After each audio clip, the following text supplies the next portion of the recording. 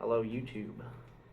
In this video, I'm going to attempt to teach you how to do the 3 mallet spin. It's very similar to the 2 mallet spin, but it's got some tricky components to it that I'll try to break down. You might be familiar with the 2 mallet version, which looks like this. That's been done by high-level competitive front ensembles for a very long time. And that's accomplished by putting the mallets in a cross shape in the hands and then closing and opening the hand to spin the whole system around. So the mallet facing me after I do the trick once faces the viewer. The mallets don't just close and open. I know it kind of looks like it, but in actuality, the whole system is spinning in the hand.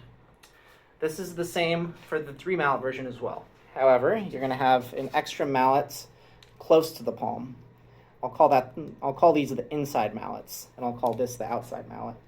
So the setup looks like this. All right, when you go to do the trick, you're going to want the mallet facing you to be touching your middle finger. Approximately the bottom of the mallet touches your middle finger. And the reason for this is your middle finger is going to come in, pushing this mallet around, right? When it does that, your index finger will also slightly come in to pull this mallet forward, the one that is in this position.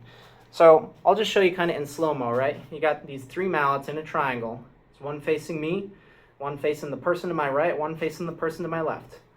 All 3 of them are going to rotate to a new slot. The one facing me is going to go to this slot, the one here is going to go to this slot, and then this one's going to go to this slot. All 3 of them rotate. You are rotating the whole system within the hand in a very similar motion to what you do with the 2 mallet version. All right, so some things to consider when you're doing this.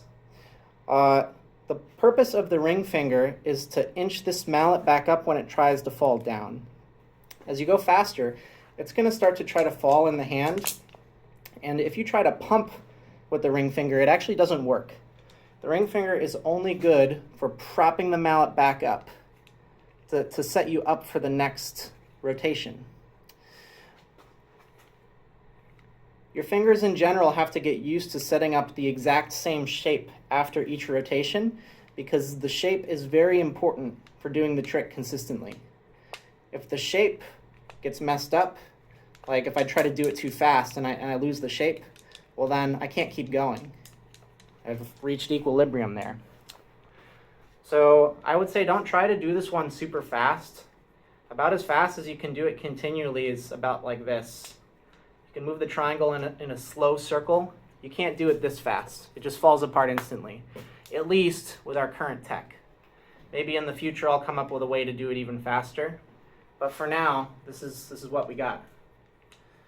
If you have any questions about how to do it, let me know.